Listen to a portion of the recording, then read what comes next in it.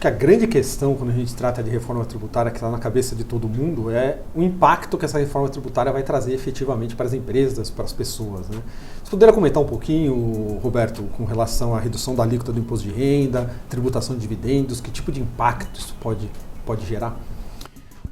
A redução do imposto de renda corporativo vai ser, claro, muito benéfico para a competitividade do Brasil e das empresas no Brasil em relação ao que aconteceu, ao que vem acontecendo no mundo. Então, esse é um ponto super positivo. Por outro lado, há muitas empresas no Brasil que têm prejuízo fiscal e elas registram um ativo em seus balanços por conta desse prejuízo fiscal e que está registrado considerando uma alíquota de 34%. Se você reduz a alíquota para algo em torno de 20%, então esse é um impacto negativo nos balanços que tem uma importância que não pode ser desprezada. Com relação aos dividendos, aí a gente entra num impacto talvez maior, porque você primeiro tem a tributação de dividendos a gente está décadas sem tributar dividendos, e aí quando você entra num âmbito de tributação, os tratados que o Brasil assinou com outros países ganham uma relevância que anteriormente não eram necessários. Então, hoje o Brasil tem assinado mais ou menos 30 tratados com outros países, é pouco comparado com países europeus que têm em média 80 tratados assinados, mas quando a gente fala de uma alíquota de dividendos que pode gerar em torno de 25%, o tratado ganha uma relevância porque você tem tratados com 10% de alíquota, 15% de alíquota e coisa do tipo. Então, talvez vai haver uma necessidade de reestruturação em termos de que países vão ter que estar em cima das empresas brasileiras para poder se beneficiar desses tratados. Isso é um ponto. O outro ponto é o impacto no mercado de capitais. Hoje também as empresas pagam dividendos sem tributar também no Brasil, então isso também vai ter um impacto e aí a gente tem que ver qual vai ser a reação dos papéis dessas empresas no mercado de capitais.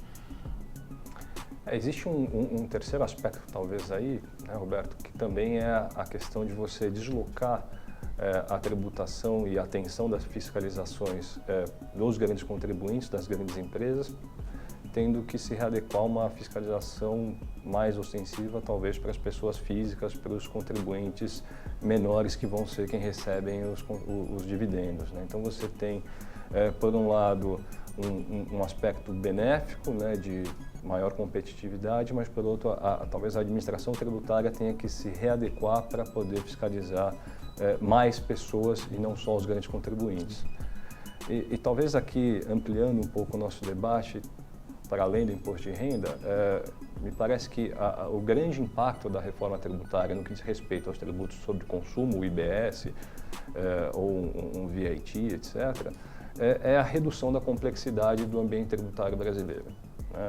Essa complexidade aqui no Brasil, ela leva a um alto grau de litigiosidade tributária, ou seja, a gente tem um volume muito grande de contencioso fiscal, um dos maiores do mundo.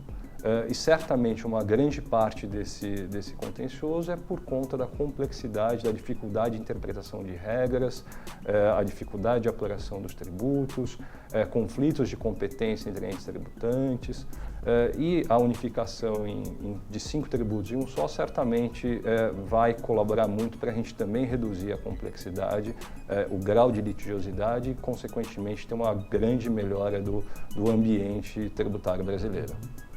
E uma preocupação que as empresas têm manifestado bastante é com relação aos incentivos fiscais estaduais, né? E como que isso fica no contexto desse IBS. Sem dúvida alguma, né? Como o IBS ele unifica, você deixa de ter a possibilidade de ter regimes de apuração diferenciado por estados, por municípios, por regiões. Então, de alguma forma, as empresas elas vão ter que se readequar, né, e abrir mão, talvez, de incentivos, de regimes especiais para, de alguma forma, tratar uniformemente, né, a tributação em todo o país, em todas as regiões, em todos os setores. E uma outra preocupação também bastante válida é o período de transição que essa proposta coloca de 10 anos. Né? Então a gente está falando de, durante 10 anos, conviver com 2 regimes tributários completamente distintos.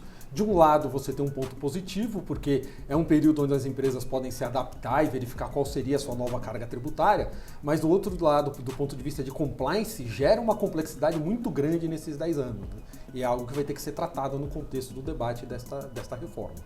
Um ponto que eu acho que vale a pena a gente comentar também é que quando você pega a reforma americana, por exemplo, os Estados Unidos já anunciou a mais ou menos 1,3 trilhão de dólares quando ele reduziu a alíquota de 35% para 21%. No Brasil, e aí eles fizeram uns ajustes, então a renúncia fiscal líquida dos Estados Unidos ficou mais ou menos 700 bilhões de dólares. E o entendimento foi que a economia ia, pela redução de imposto, a economia ia reagir e voltar com esses 700 bilhões para os cofres.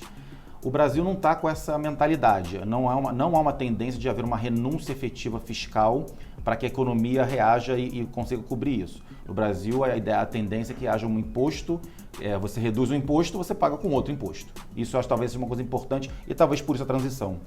No final do dia, a gente está falando muito mais de simplificar a complexidade do que reduzir carga tributária. Exatamente. Esse foi mais um Talk Show de Negócios aqui da KPMG. Agradeço o seu view, agradeço a presença dos nossos convidados e encontro vocês em uma próxima oportunidade.